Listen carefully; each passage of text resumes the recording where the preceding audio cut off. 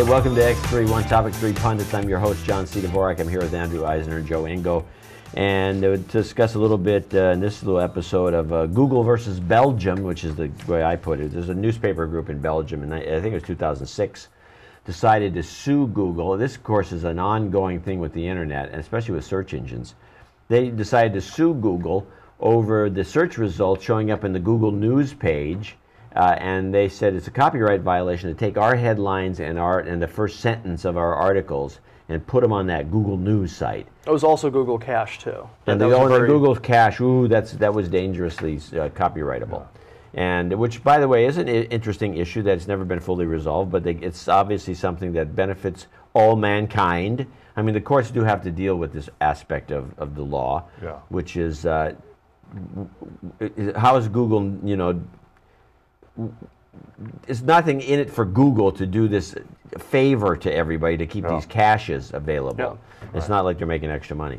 Anyway, so but the Belgians decided, this newspaper group, which I refer to as the Belgians, and I'm making that clear because I got a bunch of email. Not all Belgians are against Google. This is not about the Belgians. I'm calling it the Belgians anyway. Small country, what difference does it make? So the Belgians sued and won in a European court, and so Google said, "Screw you!" They retaliated. They just took everything. So there's no connection to any of these newspapers on Google, at least for the short term. And now these guys are, no. We're sorry. I'm doing the way the Belgians tried to sound when they did this. They went, "Oh no, we only wanted not to be on the news site. We still want to be in the main search engine." And then they were, and so Google said, "Screw you," and because the way the law was set down, if we're going to get fined £25,000 for each copyright violation, and now there's an agreement. Apparently, this update, there's new stuff happening, and the Googlers are maybe caving into the crybabies at Belgium. Wow! I don't know why they do. I don't either. Screw them. If they don't want to be on there, then whatever. I mean, it's the same thing with when the News Corp said, "Oh, we don't want Google Reader on our site." Okay, fine. Remove yourself from the index. It's very easy to update your robots.txt. Right. Actually, the robots.txt on your site will kill the robot that comes by. Exactly. And Google is more than happy to say, "You don't want to be a part of our index, fine, whatever." Now your traffic is nothing. Right, which is what I think was what happened with the Belgians. I think that Google pulled the rug out from under them, and they said, and then one of the bosses said, "Hey, Bill, we got like no traffic." It's like zero. What happened? Yeah. Great idea. Let's go after Google. But speaking of newspapers and copyrights, did you've been following the story with Righthaven? Do you know about Righthaven? This lawyer down in Nevada. No, tell me. Well, this lawyer in Nevada got this idea that he's going to go and sue everybody that's sort of taking content from newspapers and posting it on their site.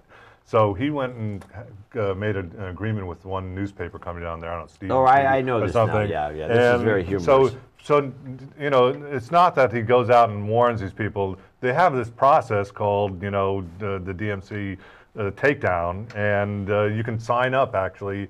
You can register, and then if they ask you to take it down, you take it down. You're okay. That's why YouTube is able to post so much copyrighted stuff because nobody ever asked them to take it down. Right. So apparently the judge threw this guy, this lawyer, out and said, you did something wrong, and you actually didn't reveal the fact that Stevens Media was going to make money in this thing. So this guy from Righthaven, not a very popular guy, was suing for large amounts of money and then settling for thousands. So he's suing for $100,000 or something. Somebody who had taken an article from some newspaper. And well, the judge is also questioning whether they are legally allowed to practice law in Nevada. Yeah, exactly. So it gets even worse for them.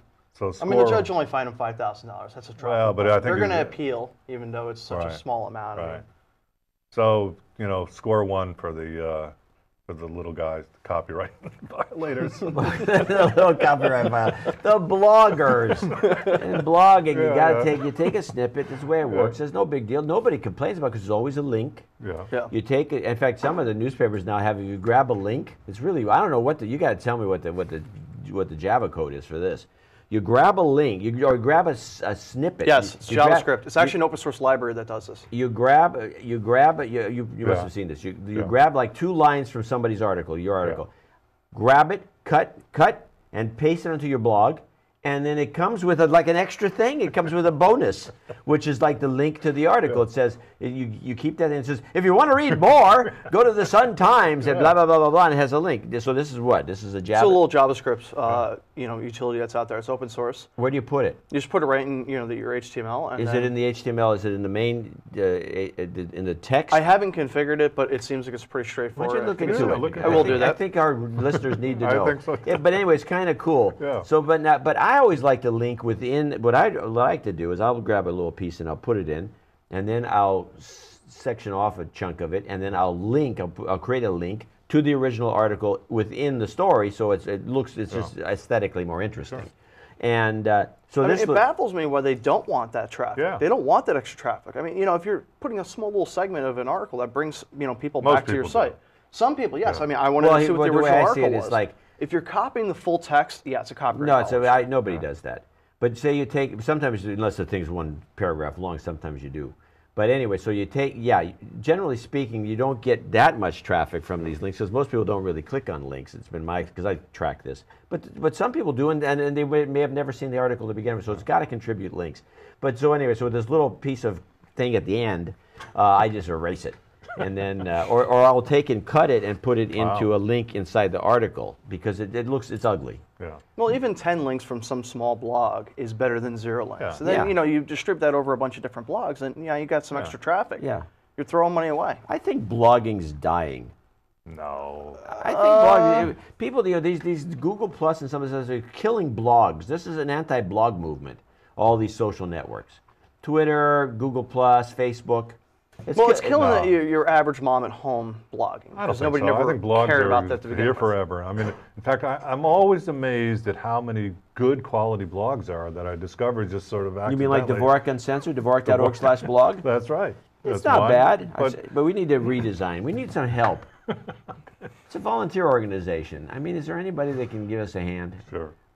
Well, maybe you? Joe, no. No, Joe's the guy. Yeah, right. That'd be the day. I'm a little busy for that. I don't do this kind of code. It's not my style. CSS, forget it. I hate WordPress. No, he hates WordPress. Yeah. It's a WordPress blog. Have we bored you yet? Huh? No, I guess not. You've been watching X3.